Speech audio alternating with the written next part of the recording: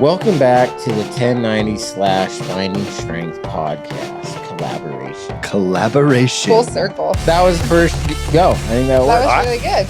Should we do take two? No. I think No, that is that Let's go works? with that. I love it. Where do we go from here? Where do we go from here, man? I've never done a joint podcast before. I don't know what to do. No, this Well- is rad. I love it, man. For starters, I do love your guys' podcast. Likewise. And me and Ryan, we just got a Jamba Juice and we were talking about it. And I'm like, it's so weird to me that, like, I watch your guys' clips. Like, it has like 5 likes on it. And I'm like, this is so amazing what they're saying. I'm like, yeah.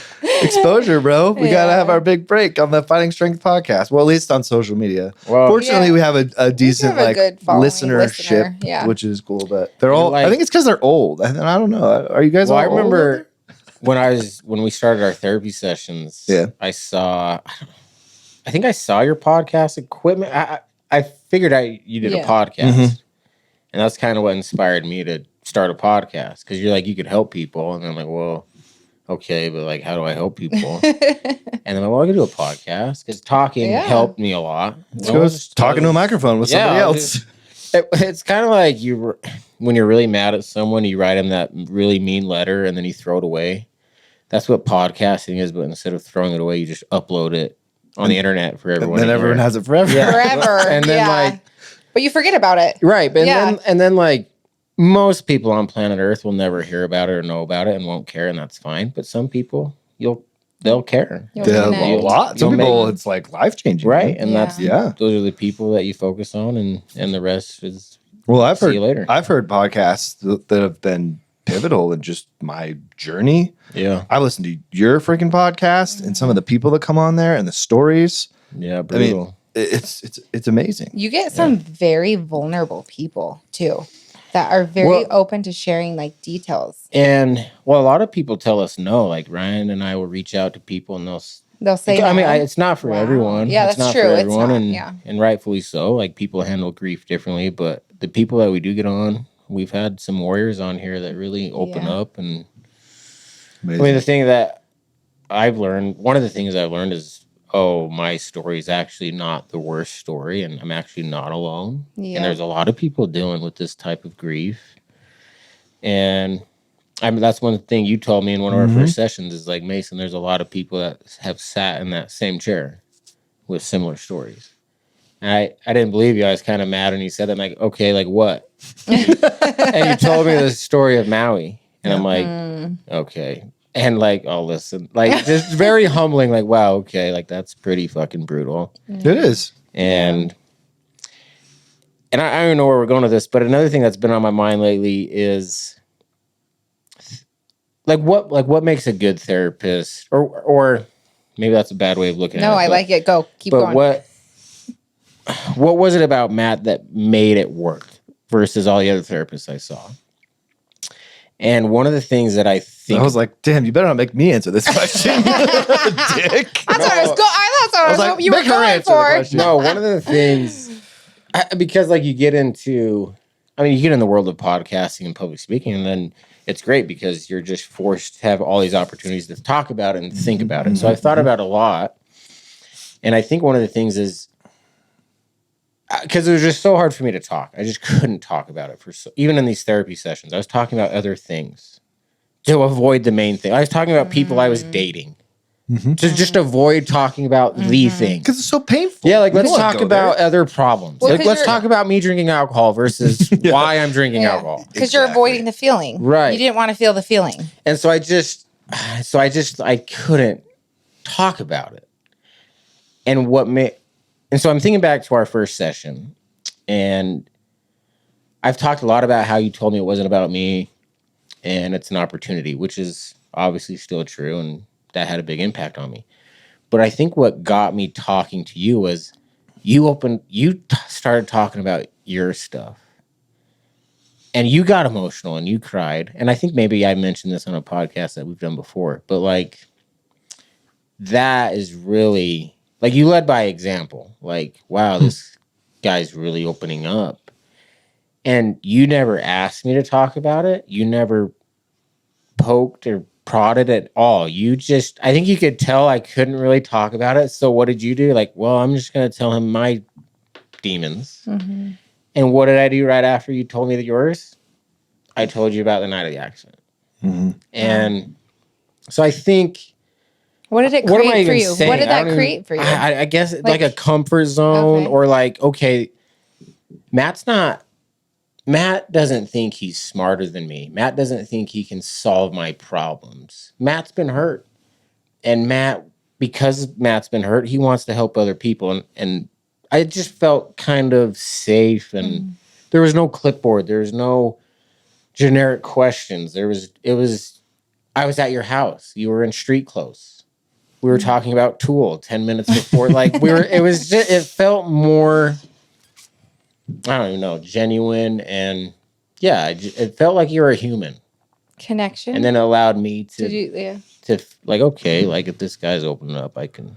When I talk to therapists and help them understand like this concept that you're talking about, not like that I'm like an expert at it or anything, but for whatever reason, it comes very naturally to me to be authentic. And when I learned that authenticity literally resonates with an energy, and that is what people pick up on, and that your body creates vibrational frequencies with the emotional energy that you create. And when you are authentic and aligned with the energy that your body's creating, it literally, the field within which you can measure that vibrational frequency expands. There's a lot of fancy words for the more authentic you are, the farther you can reach. And that's just kind of what I've always felt was important. And modeling that for people, because when most people are dealing with the difficult moments of their lives, traumas and talking about all that horrible, awful, dark shit that we don't ever want to think about, it's really hard to be authentic about how I see that. Is that just because the authenticity, like the amount of pain it brings? It hurts. Yeah, I don't want to talk, because if I'm really truly authentic in talking about the grief and the emptiness that I feel inside of me when I think about the loss of, for me, like my childhood best friend. Like I literally right now I'm getting choked up when I actually go there. And what I've learned along the way is that that's a skill set. It takes practice to be that present with that feeling. And along with that practice comes an understanding that feeling is ebbing and flowing constantly. That energy is wave particles, right? It is waves turning into particles. That's what we're experiencing. And that is constantly shifting. And what my mentors taught me is that you can teach people how to do that, how to witness that for themselves. And that the idea that something outside of you can heal you is false. You have to be able to sit with what's inside of you and allow it to do the healing. And that in and of itself requires you to sit with the feeling, because the feeling does the healing. But the feelings. TM, made that up right now. The feeling does the healing. No, it's true though. The feeling does the healing. It's true. Yeah, no one else can. But what's really cool now is that in the therapy world, that idea is resonating on a very widespread platform because of therapeutic models like internal family systems. I was at a conference all day today for 8.5 hours talking about IFS stuff. Amazing, this model. And it's these absolutely brilliant people who literally stumble into discovering something about ourselves that we had no idea. And it's pivotal for the human race. I mean, this guy, 40 years ago, his name's Dick Schwartz. That's really his name. That's a tough name. This guy is such a freaking badass, dude. Yeah. 40 years ago, he stumbles into this, the first podcast we ever did together, we talked about this, right? Yeah. Stumbles into this idea that inside of every human being is a self, is a a spiritual energy that is designed to heal us if we give it space. But the thing that's in the way of that is all of the parts of us that we believe are our actual personality, that are shrouding the parts of us that are good and whole, but the parts of us that show up that are shrouding those parts come as a result of trauma. So, sorry, I just have a quick question. Go for it. Before the accident, because I've always had these parts. It's not like they've never been there. But it's before the accident, it was mostly just, I think my baseline was honestly just joy and content and happy with the life I had. And obviously I had anger and I had anxiety at times, but like minimal, like just here and there. And then boom, car accident. Now this anger emotion, the sad emotion, the depressed, let's fuck it emotion. They're just so much bigger and stronger and involved now. So like what is it about grief or being broken that causes that like what allows all these parts to be like you're just flooded with all these parts now? It used to be the main mason was in charge and these other parts had flare-ups, but now it's just like WrestleMania. Everyone's in this ring at the same time and it's just they're all just trying to talk at the same time. Now imagine that happens to you when you're 3 or 4 or 5 years old and you've lived with that your entire life and you don't know any different and you don't even know that that's what's been, you assimilate with these personality types, these parts, and you just think that you're an angry person or you just think that you're a bitter person or you think that you're, you need to make everybody happy around you all the time because if you don't, they're going to hurt you. And you've been doing that your whole life and you don't know any different. The beauty of therapy and really work, we're not going to even call it therapy. We're just going to call it work on yourself, is that you get to discover the beautiful parts of you that have been taken over by the hurt, the anger, the pain, and the things that you need to do to protect you. Because I have this thing that I do, right? We'll use people pleasing because that's such a common one, right? If I make everybody happy around me, they're pleased with me and I can feel safe. So my job now is to feel every emotional energy from everybody in the room and make sure that I make you happy and make you happy and make you happy. And as soon as you're happy, I'm okay. And I do that over and over and over throughout my entire life. And I think that that's just who I am. But I've been doing that my entire life because I had a mom or a dad who was emotionally volatile. And it wasn't safe to be authentic in my home. I had to take care of them because they weren't taking care of me. And that's become my quote unquote personality, but that's not really my personality. So what do I have to learn how to do? I have to learn to have boundaries and learn how to take care of myself and learn how to do the things that I need so that I can take care of the people that are important to me in my life. And that's the skill set. And that's the work, right? So when you lose your family in an accident, everything switches in an instant. And all of these parts of you show up because they have to. And they want to help. They're so helpful. They are helpful because you are angry. Would it be awareness? Like Definitely. he hasn't, like you had more, now you have more awareness of your emotions. And instead of kind of like, oh, I'm kind of angry right now, but I can figure that out. But now your anger is like, you really feel your anger now. You really feel your sadness now. Yeah. And so it now that you have more awareness to it, it feels like it's taking over more now than it did before because of the loss of what happened. And it created that awareness. So, and I might be getting a little off topic, but all these parts going on that we've talked about a lot with the IFS therapy and everything. One thing I've noticed about all these parts, the anger, the guy that wants to make a joke about everything and just, but this is just a joke. So let's just make everything a joke. Yeah. That's a good coping And that's why you and I have got along really well because I have that same part. The depressed guy that wants to just die. Like all these are, okay. Yeah. One of the things that shuts them all up, or they all agree with, is helping other people. Yes. It satisfies every part when I get a cool message on Instagram, like you helped save my life, or you helped me get to my therapy session, or whatever it is. all the parts feel they're quiet. They go away or they're satisfied. And I think They're that contented. yeah, that is something that all the parts share. The angry guy, the sad guy, the guy that's trying to make it all the guys, that's one thing they agree on. None of my parts complain when we're helping other people. Well, because it's like you have no bad parts, right? Like the book says, no bad parts. The way the parts work, I feel that works for me, is that every part, even my angry part or my sad part, they actually are looking out for me. They're actually protecting me. Right. But are they protecting me? You know, in their that own way. yeah, in their own way, right? So I have to make that connection with them and be like, well, this isn't working for us anymore. We got to switch this up.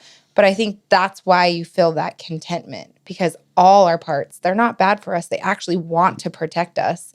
We just have to have a awareness and a relationship with them and realize, is this helping me to become a better person? Is this part, or the way this part is handling this, is it actually not good for me? And do I need to have a check in with that part? But I think that's why you feel that contentment, because all of our parts want us to live happy and a full life.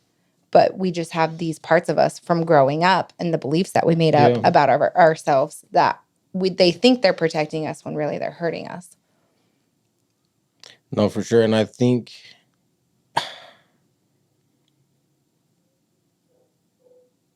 like the more that I've tried to communicate with all these parts, and it's still a struggle. Like I'm not an expert with this stuff. Of course. But one thing that I've gotten better at is when I'm in the phase of anger or in the phase of depression, I'm starting to understand that I will get out of that phase. Boom. And that, because I used to not be able to do that. Like when you're in that phase, that just feels like your life forever. You feel stuck. Yeah, like this is never going to change. And now, not that the being in those moments is any less painful, but now I understand, like, I'll get this phase or this part just needs a moment to express themselves and be heard and seen, and it will go away if I listen and just kind of handle it the best I can, but let them be a little angry or whatever it is, and then I'll slip out of that. And I used to not be able to do that. That and awareness is huge. That's something that I've been noticing, and not that I still struggle with a lot of things, but that's something that I'm starting to notice about myself is I can feel phases coming in and out. I can feel myself even shift, like, oh, I'm shifting into this phase now. And I think eventually I can get to a point where I can maybe be in more control, where I don't shift into these phases, but at least I'm beginning to notice it. Right. And I think that's a healthy step. For sure, because that awareness that comes about is helping you recognize that all things are temporary. Right. Yeah. Even emotions that come and go. And and flow. unfortunately, even the good ones. Yeah. Yeah. And so, and then you want to get real gnarly and deep real quick. So are our lives. Right. And that brings you right back to the core. That brings it full circle almost. Right.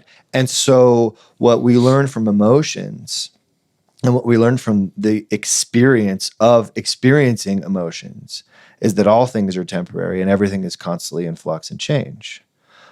But the less we are open to exploring that truth, the more resistant we are to that truth that everything is changing, and we want things to stay the same. And we hate change. We hate change. I mean, I love that clip you guys were talking about.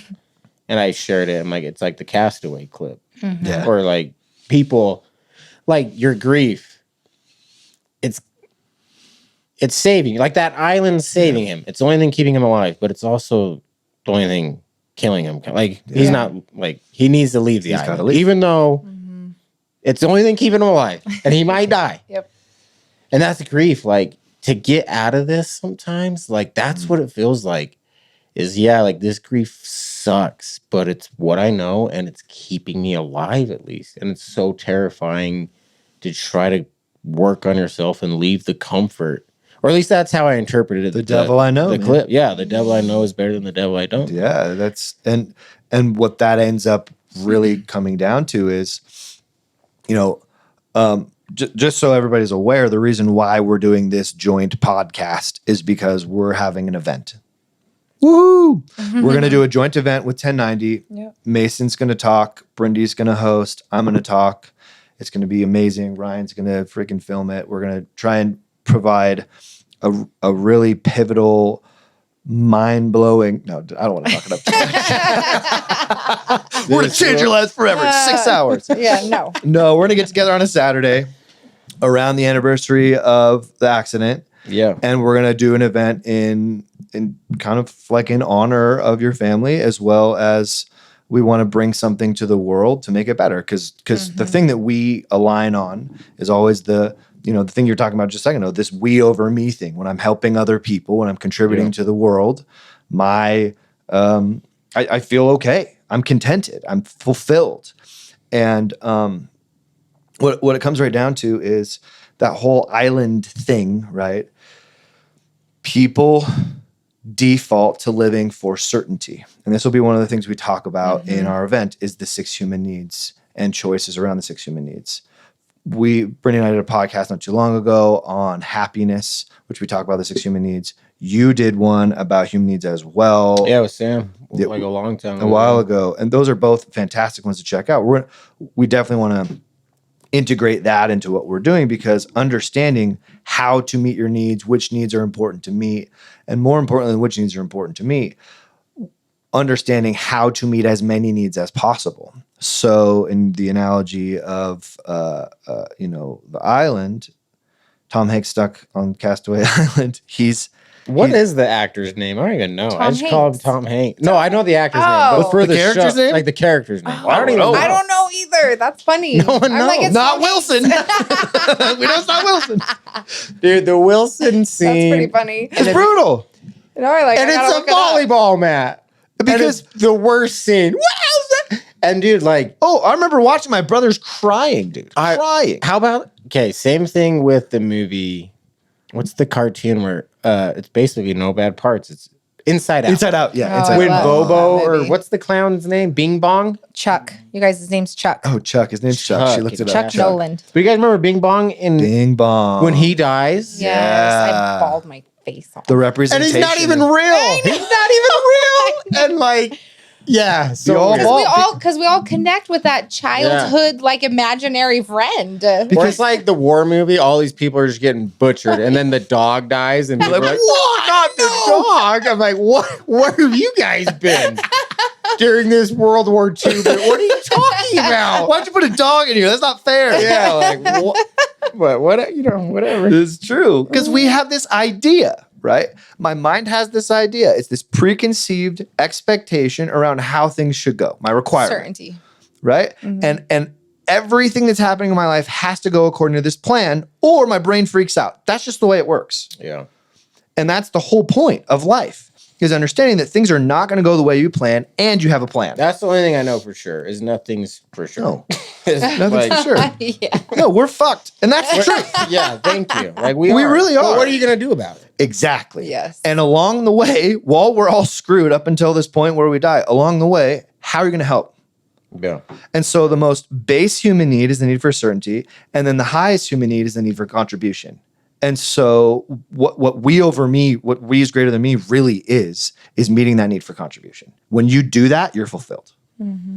Yeah, I was Ryan and I went to speak to Wink Click, and we did like a Q&A at the end.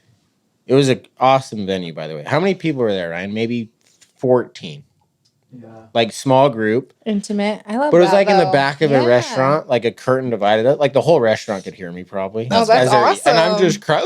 I'm just like doing my thing. You're like plates, Yeah. forks I'm clicking like on getting plates. like high fives from waiters leaving the restaurant. Like, I'm like, oh shit. Like, how many of these people are? Anyway, there's a Q&A at the end of Wink Click. And one of the questions is, for someone going through, Ryan, maybe help me out here. But the question was something like, what advice do you have for people that are going through something similar? Okay. And I said, you got to ask for help. Boom. I love it. Like, that is, Can't do it alone. and I said that, like, I'm not here today because Mason Sawyer. I'm here, like, if you could see my support group, that's like, I asked for help. And it was really hard. And then I told him the Zeke Pike example. I'm like, I interviewed this guy, Zeke Pike, and he went to rehab and he's in this thing. And the whole point of this activity that they're doing in this rehab It's like a rope course, right? is this And they rope course, blindfold them. and they blindfold everyone. And they're like, if you finish it, we'll announce your name and you're out. And so Zeke, he's in here, he's blindfolded. He's a competitive guy, college athlete. And he hear, Amanda, you're done. John, you're done. Like 5 minutes in, these people are done. And he's just blindfolded, like getting pissed. Like, where the fuck? Like, what the hell? And he's like, dude, Mason, he's like, all you had to do, he's like, there was no way out of the course. He's like, all you had to do was ask for help. The minute you asked for help, they took the blindfold off. Like, good job, you're done. You can leave. That was the whole thing. Wow. And I'm like, Zeke, how long were you in there? He's like, hour and a half. Yeah. And like, that's it. And so that was my answer. Like, you have to ask for help. And then like on the drive home, I'm like, it's so weird because two things I've learned is helping other people is the best medicine. And what did I have to do to help myself so I could help other people? I had to ask for help. Yeah. And it was the first time that I made that connection. That's huge. It was like, that's cool. I had to Yeah. ask for help. And so what is the number one thing I should do in return? I should help people. others. Yeah. And that's why we're doing this event. Or that's why I'm doing the event. That's why I'm is that's why I dude, we that's can why I help wake people. up in the morning. we can help people. I think. That's the whole for me, every single day that I wake up, my first thought is 99% of the time is let's go. Time to go to work. And that's been a huge mentality shift for me because I learned from the one and only Brene Brown, who we're going to talk a lot about at this event, I'm sure, because her stuff is amazing. Yeah, I remember Dude. before we even had our first session, you're like, I probably Yeah, said we just read like- a book, huh? you're like, you need to listen to Brene Brown. Yep. I'm like, who's that? And you're like, oh God. Get ready. It's just Get couldn't ready. Go even- read Darren Grayley. It'll change your life. You're like, you need to just study Brene Brown. I'm like, She's okay. great, dude. I'm like, And- okay. And she says this thing. She's like, most people wake up in the morning, their first thought is, I didn't get enough sleep. Right? And that's so true for a lot of people. I talk to people, what do you think about when you wake up in the morning? Oh, how tired I am. Right? And so I shifted that mentality and I teach that to people now. Like when you wake up, put your feet on the ground, be grateful for the fact that you put your feet on the ground. And then what are you going to do? So I just have to interrupt. Real Go for quick. I'm sorry, but you've been working with my sister Carly because she's going through Maybe, it. I don't know. Sure. I'm like, Or am I not supposed to say that? Sorry. You can say whatever you want. I don't know. But we're chatting and she's like, Hip is not that important. oh my or gosh. okay, You can say whatever you want. Mason! You can say whatever you want, dude. I don't even know what you're talking about. Ryan, maybe you can edit that out. Okay. Well, I don't know where. Okay, what? She's not going to Anyways, care. Okay, anyways, let me she's not just gonna say care. this. We can figure. We'll get her consent before we release this thing. You okay with that, Carly? I didn't say why. Anyway, It doesn't matter. but we were just chatting, and she's like, "Are you doing Matt's morning routine?" I'm like, "No." Like, what's Matt's morning routine? I love And this. she's like, "It's intense." And she explains it. I'm like, "Dang, like that's intense." Like, you want to explain it real quick? That's like cold showers. It's like, what is this morning routine? The morning, it's the 4 for free. Take it away, Brindy. It's the 4 for free. You What do we don't do? This? Mason, I why don't do you this. This is something that came about It did after. come after. That is true. Yep. Yeah. So the 4 for free. Last 2 years, I've been doing this with literally everybody who comes to the office. I'm glad I Yeah. missed it because this sounds. You're brutal. like, I don't want to do this. Yeah. Brindy and I do this every I day. mean, my do it life's every bad morning, enough. yeah. I'm good. Yeah. Yeah, no, the 4 for free is we wake up, you want to get sunlight within Right away. where we live, it's really hard, but within like 5 to 10 minutes when you wake up, you want direct sunlight from the sun. Okay. That's free. And then breath work. It's what do you, yeah, there you go. Get it. Blow it out. Oh, there it is. Now That do that feels like so 30 more much times. You do 5 to 10 breaths Yep. with a brief hold, Yep. 3 rounds. Yep. So big, deep breaths, 5 to 10 of those or more. We do like 20 to 30 breaths typically because that's Yeah. like part of this is Wim Hof method stuff that we took as well to kind of incorporate into this whole thing.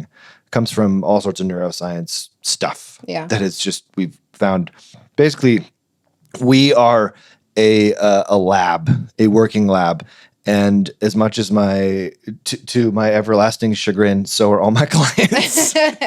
Because we're constantly trying things. And I say, hey, I just learned this. Do you want to try it? And they're like, sure. And they give me feedback on what works. And this is stuck for the last couple of years. Stuck, yeah. So sunlight, breath work, 5 to 10 breaths, 3 rounds. And then we do a cold plunge, or we do a cold plunge, but cold shower. You can do that too for 2 to 3 minutes. You want to just get up to 11 minutes a week is when you start feeling the effects of it changing.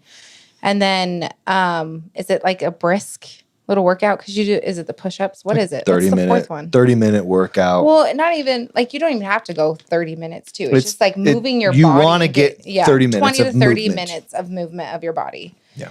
To warm you up after the cold. After the cold, yeah. And then you go on with your day. That whole thing should take somewhere in the neighborhood of 45 to 60 minutes. Most people, what I say is wake up about 15 minutes earlier than you normally do, and you'll be able to get this done. And 90% of people who do it are like, this is amazing. I'm never stopping. And they stick with it. As far as I know, who knows? They could be lying. But well, I feel like Carly it's been a loves game it. changer for us. Yeah. Like we've Or loved it. someone I know loves it.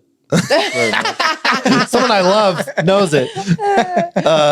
But that's the kind of stuff that I have found to be paramount in creating change for people. Well, and here's what I'll say about it. One of the biggest things about it, it's hard to do every day. It sucks. It is gnarly. Yeah, so you're like, not fun. oh, I'm so glad. But it is. And there's mornings where I'm like, God, I don't want to do this. But then I push myself mentally. And then there's another gain right there where I'm just like, all right, I'm just going to push myself through it. I'm going to do something hard. And it's kind of cool because then it sets up your day. Like, I got my hard shit out of the way. Okay, now I can just go on with my day. And why do you do it every day? What's the reason behind it? Is it just about you? Or is it maybe about the we, not the me? Well, yeah, no, it's so I can go out there and make it about the we. Like I got to take care of me so I can take care of the we. And then once I do that and get it out of the way, it's like, all right, here we go. What's next? Who are we going to help today? Yep. And usually it's our children. Yeah. Right? Because, I mean, raising kids is it's brutal. Yeah. It's so hard. It's hard, yeah. And teenagers, they're not nice. They're not. And you got to have a lot of patience. And this creates a lot of patience, creates a lot of change in your nervous system. Yeah. And when you do this kind of thing consistently, your nervous system is a different nervous system. And so when we're doing trauma work, what's the thing that we're working on? The nervous system. Nervous system, yeah. And so this integrated perfectly. And so what I do now with people is we create this foundation for before we go into doing trauma work stuff. And we start with literally like almost the first month that I work with anybody. I'm like, hey, dude, are you doing the 4 for free? And they're like, no, I'm not doing it. I'm like, you feeling any changes? No. It's cool. Can we tell them a little bit more about the event we're doing? Yeah, dude. The topics we're going to talk about. Sure. Yeah. And pull up, because you kind of, Yeah. I got it right here. So some of the topics we're looking to speak on is. So will you, what are you going to do? Because I think I think the integral part is. I like the Brene Brown's The Power of Storytelling. Right. And that, for me, that's something that is extremely valuable. Which I need to study and learn a little bit more about. Well, you do it, man. That's what you do. I'm saying that's what you're doing. That's you're the owning whole your thing. story and sharing it. Yeah. Owning our stories. Brown encourages everyone to own their stories. This means accepting and embracing our imperfections and vulnerabilities and understanding that these are part of what makes our stories uniquely ours. By owning our stories, we can write our own brave new endings. That's what you told me about it. So. Go ahead. You become the author of your story instead of the character. You take control. And so that's what, like, probably, Matt, you will talk about, right? At the event. I don't know. But you're the example of that. You're living that right now. The idea is Mason will tell his story and weave in hilarity and and tears. Yeah. And move you to change and bring in tons of gratitude. I mean, I've heard the thing that I'm most excited about with this whole thing is I've actually never seen you speak. Yeah. Really? Yeah. I've heard your story. How many? Well, we've seen times? snippets of it on like. See, I was actually TikTok. thinking about I've mixing never it been up there. and creating a whole new thing, but Do maybe it. I'll just do my own thing. My regular thing. Do you, bro? I think we give the people what they want. See, I never think about that. Because audience comes last for you. Hashtag Rick Rubin. That's for me too, man. I would say this is the way I see it in my mind is, okay, back to the we versus me. Okay. If I'm the best way I can help the we is to be the truest version of me. So like if you get, so you're saying authenticity? yeah. So if you get caught up in this game of like, what do the people want? It doesn't work. Then you're sacrificing the thing that they actually like about you. Yes. I don't care about that stuff. Boom. And I think that's what some people actually like is,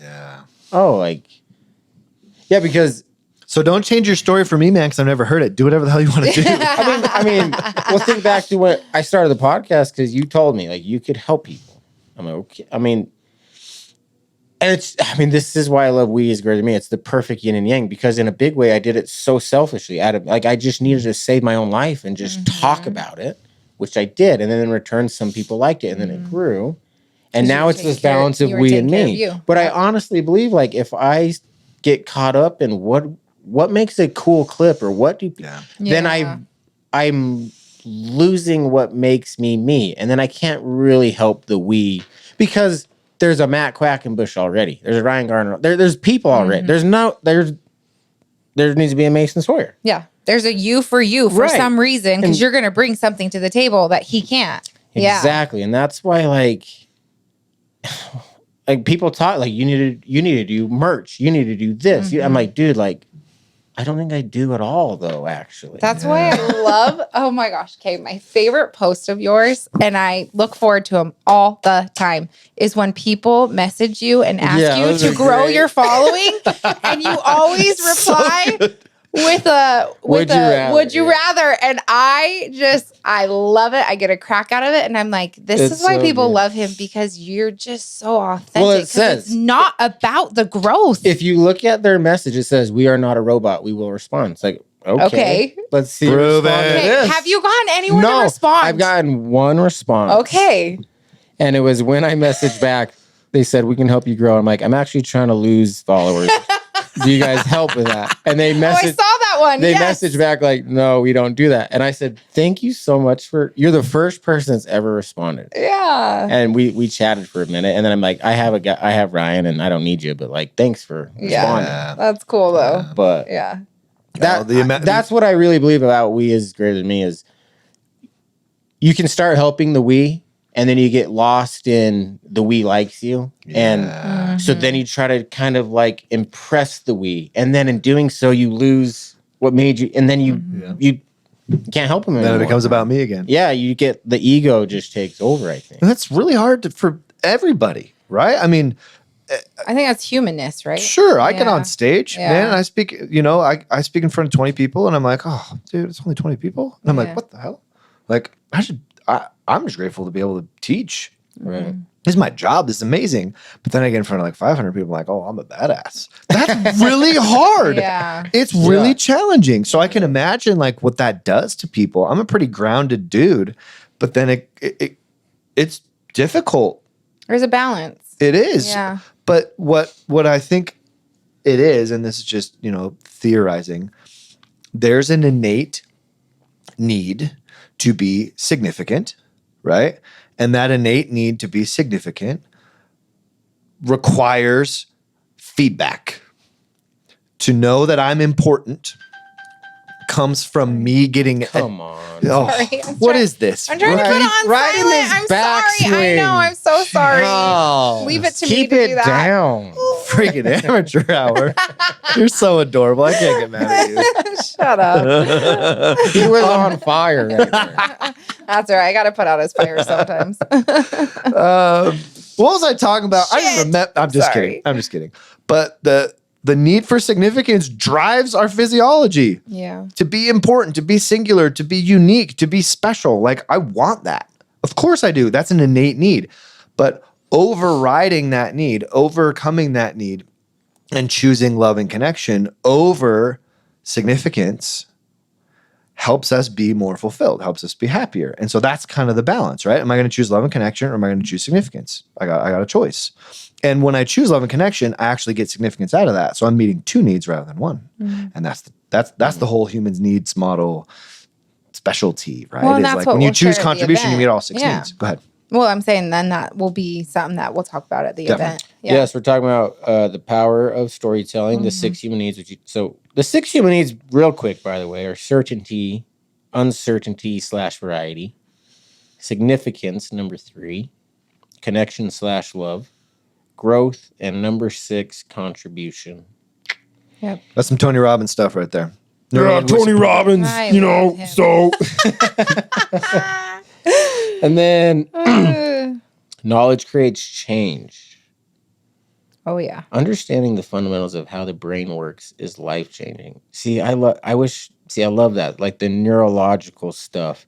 Can I ask you and I don't know if you'll know the answer to this, but can I just explain a part of my brain? If I don't know, I'm going to make it up. So please. So like, if someone sends me a Instagram video, like just whatever, like a funny basketball clip or whatever, like I can't open it. I don't care to open it or watch it, but I'll send the laugh emoji. Like, because I don't want to be rude to my friend Sterling. Like, he sends me a clip, I'm like, haha, but I'd never watch it. Sterling's listening to this. He's Or like, you never open my videos? No, I don't. What's funny is if it was like a sad video and he's like, haha. But no, yeah, like that's why you got to look at the picture that the video is, because and I probably messed up. But anyway, I'm going to start sending you videos that are completely. Here's another example. Like, if someone sends me a message 3 paragraphs long, my brain, like, I get scared of it. I can't. I'll read the beginning, I'll skip to the end, and then I'll look at the middle, and then I'll log out. And my brain just does stuff like that. And then this was a big problem right after the accident that I've worked on a lot, but just this snowball of crazy thoughts that are just, and I know they don't make sense. Like, I'm going to drop Lou off at school, and he's probably going to choke during lunch, and the teacher's not going to see him. He's going to choke. Like, just these snowball effects that I know are just not, I don't even know the word, like not realistic. And so then I spend a lot of time talking myself down. And so then I'm just grieving over Courtney Riggins, Frankie Race Ryder. So I'm having conversations with them throughout the day. So my mind is just constantly in these own conversations. I'm in my own head all the time. And then I just have to smoke. I need weed I need a break from all this conversation happening in my head. Like, it's just noise. Yes, noise, I just need Yep. a break. So I smoke a little weed, and then they come back. But like, I just have so much internal dialogue, and there's so much, and it's weird. I don't know what I'm saying anymore, but it's weird because I know that it's unhealthy, and I can see these pitfalls that I'm falling in, but I still can't help but fall into them. But then I try to talk myself getting out, and it's just exhausting. And I don't know what that had to do with the long messages. I don't know if those are even correlated, but those are like some of my day-to-day things. Yeah, no, that's one, you're normal. Do you have any ideas, Brendy?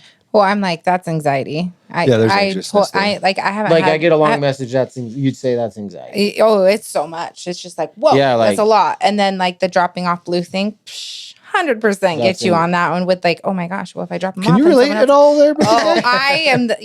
But I can only, So no, but the only thing I was thinking of, I'll be honest, when you were saying that, I'm like, oh, Mason needs to get in the cold. You need to get in the cold.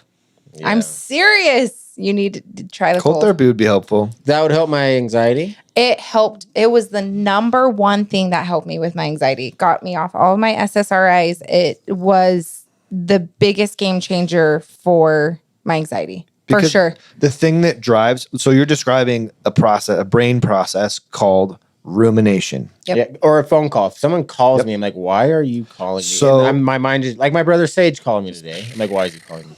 Yeah. This isn't good. Sorry. But. No. Yeah. You're fine. So from a parts perspective, right, I have a part that ruminates because that protects me in some way. So we could do parts work with it, whatever, sure. Well, you can also understand that my neurology is driven by my physiology, and I can affect my physiology with certain interventions like the cold, like breath work, like exercise, like diet, because that affects physiology, the chemistry of the body, and it will lessen the intensity of the rumination. However, it will not eliminate the rumination. That requires you to, or anyone, whoever, requires us to find the reason, one, why we're ruminating and how it's helpful according to the mind, and then replace it with some other more effective. You said healthy, but really let's talk effective. Yeah.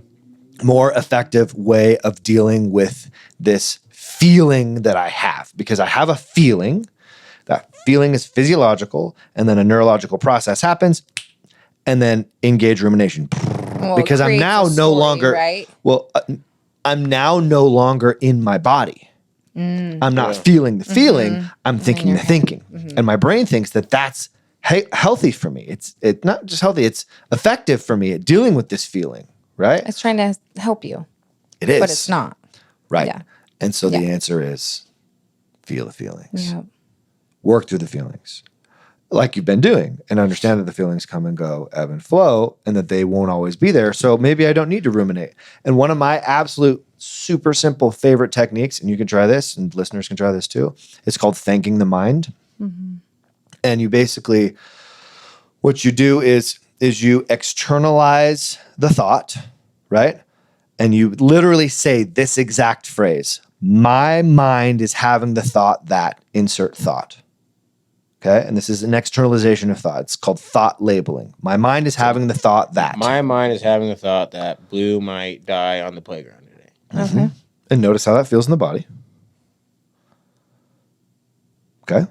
And then you can say, thank you, mind, for creating that awareness.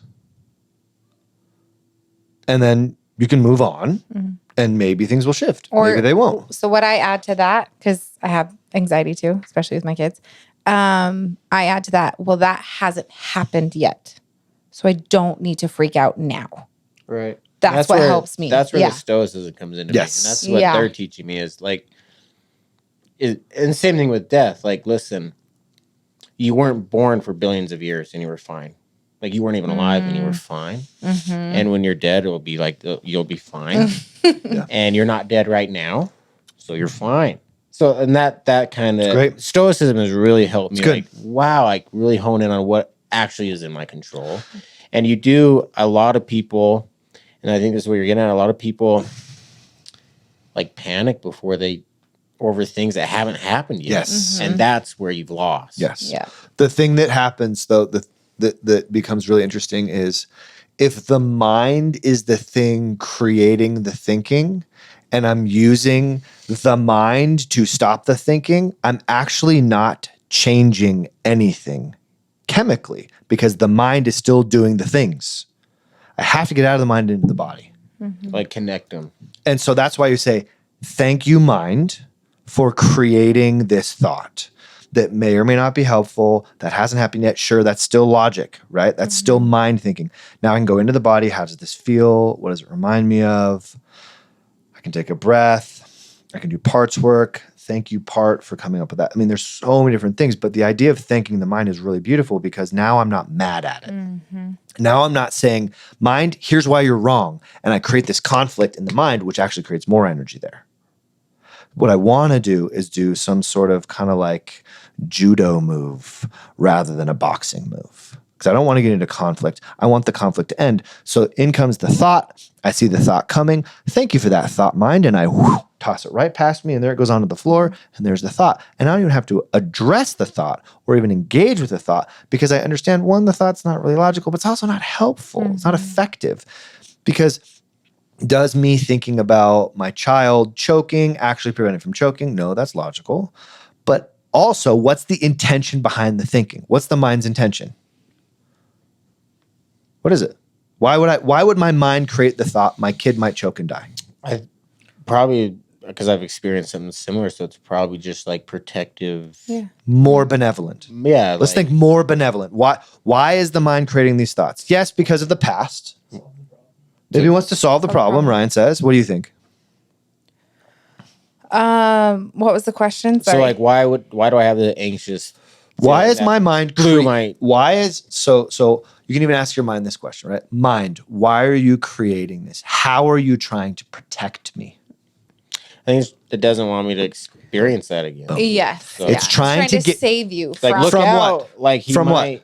from the feeling. From the feeling. Mm-hmm. And so what I do is I go into the feeling and I go, look, mind, this feeling is safe. Thank you for giving me that thought. Mm-hmm. And I And go into the you feeling. almost allow that part to be Yes. heard. Like Yes, exactly. Yeah, yeah, like yeah. oh like if as long as you Yes. heard it, then I guess we're good. Well, because Right. it's your anxiety part speaking, right? And so you Why want to acknowledge, Okay, like, but thank why you do for you have bringing to? that It's up. so weird that you have to talk. Is Like it you though? have to. But here's the thing. Like You're- if, but Matt, like if Yeah. you don't talk about it in your own head, even it can But- spiral. But by just It simply, ruminates, yeah. Is that just Yeah. so? It's so it simple. seems strange. It is really simple. But another great analogy for this is like, okay, your child comes up to you and says, I want to watch TV. And you sit down and you get in front of him and you give him all the reasons why right now we can't watch TV. Is that going to help the kid not want to watch TV? No. He's going to get more and more angry. Yeah. Okay, so what do you do with the kid? You say, Why do you want to watch TV? even better, I understand that you're frustrated because you can't watch TV. I'm not even getting into a debate with the kid. You want to make him why feel would I- heard. Why would I Yeah. want to tell this kid what he can't understand? I just say, I understand you're frustrated, buddy. Let's feel the feelings together. Yeah. I will hold space for you. You're allowed to be frustrated with this. I'm not going to fix it. It's okay. This is a very normal, natural emotion. Be frustrated because you've now been told that you can't do something. And a natural reaction for a human to hearing I can't do something is frustration. Cool. What do you need? The next step in this process, thank the mind, feel in the body, and then I ask myself, what is it that I need in this moment? Do I need to keep thinking about this? I need to feel something. Maybe I need to move on. Maybe I need to freaking, I don't know. Go outside and put your feet on the grass. Put my feet on the grass, I'm put it, serious. pop in some Yeah. freaking Metallica. Music, Dude, yep. freaking Enter Sandman sounds like an amazing song right now. Let's go. Yeah. Right? Or whatever. Mine's Orion, dude. I freaking can listen to that song every day. And I That- never get sick of it. Did not one word in that song. No Just lyrics. So good. Amazing, right? It's kind of meditative. I love that song.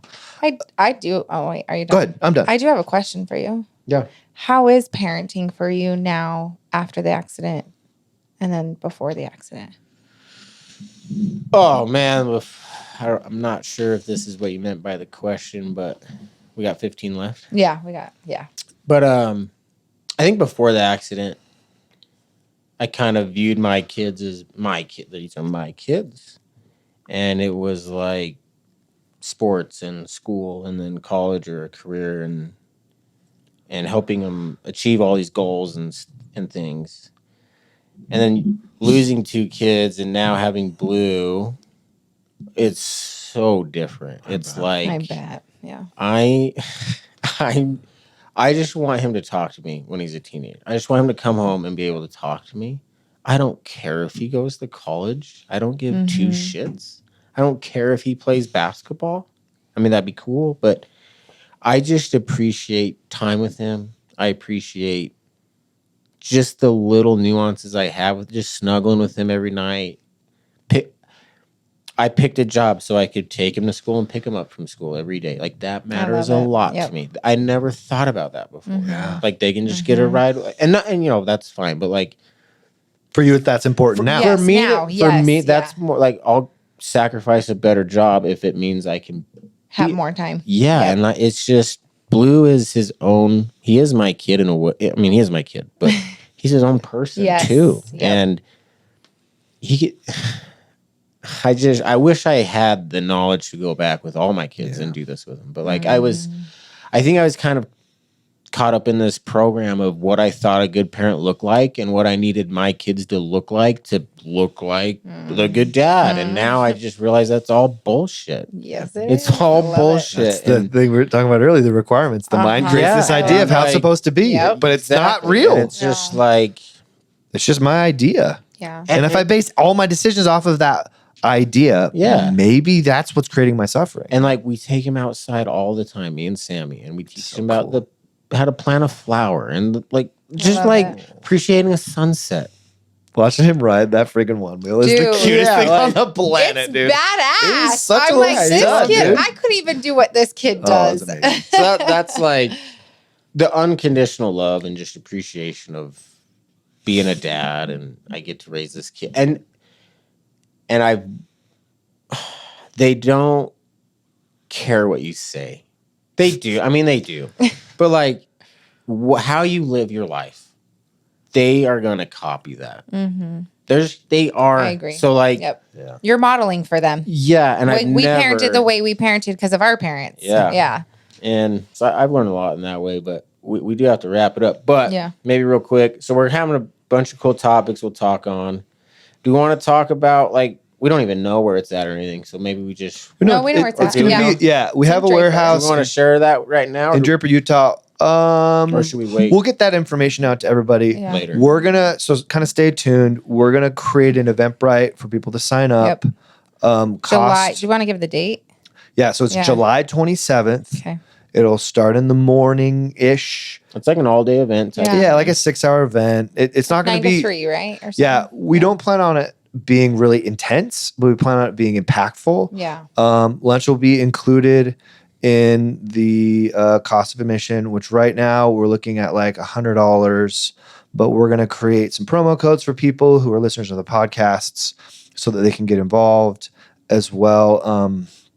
We are open to sponsorships. People who want to sponsor right now. Brighten a Day is providing sponsorships for families who've lost children and part of the Brighten a Day family, so that they can go to the event for free, which is really If anyone super wants cool. to cater the event, we're looking for that too. Someone Yeah. to cater. Yeah.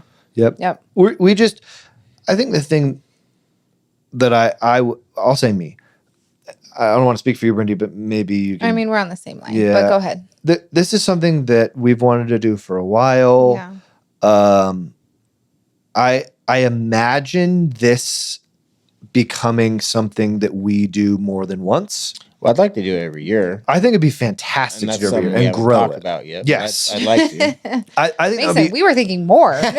well, because I think for whatever reason, man, like the magic energy that we have created as we've come together through these incredibly painful, serendipitous, also like it's like tragic beauty is a word that I like to use, or Yeah. the phrase, which is so strange and oxymoronic, but it's true. The tragic beauty of our relationship, I think, has some energy to it. It's powerful. What 1090 does, what Finding Strength does, and putting that in a room with like 50, 75 people, however many, it's going to be freaking electric. I have no doubt that this is going to be life-changing for people. I'm excited for it. Yeah, I really think it'll be very, very cool. It's Yeah. really cool. So yeah, if you want to be a part of it or show up, we'll send out as many details as we can. Now that's it. How do we wrap this up? That's it, man. I think that's how we wrap it up. Stay tuned. Life's 10% what happens to you, 90% what you're gonna do about it. Finding Strength podcast is sponsored by Avantacool. Avantacool. Avantacool. It's a fun word to It say. is a fun word to say. What is Avantacool, Matt? Avantacool sells cold plunges. Avantacool sells infrared saunas. Check out Avantacool at avantacool.com. If you use the code STRENGTH24, you will get a discount of 25% off any Avantacool products. How amazing is that? That's a good discount. It really is. Do you like our cold plunge? I love it. It's nice, huh? It is really nice. It's great. Stays clean. Stays It's clean. perfect. Whatever temperature I want it to be at, I can set that, and it's great. We love it. Go Worth check 'em out. every penny. Check them out. Avantacool.com.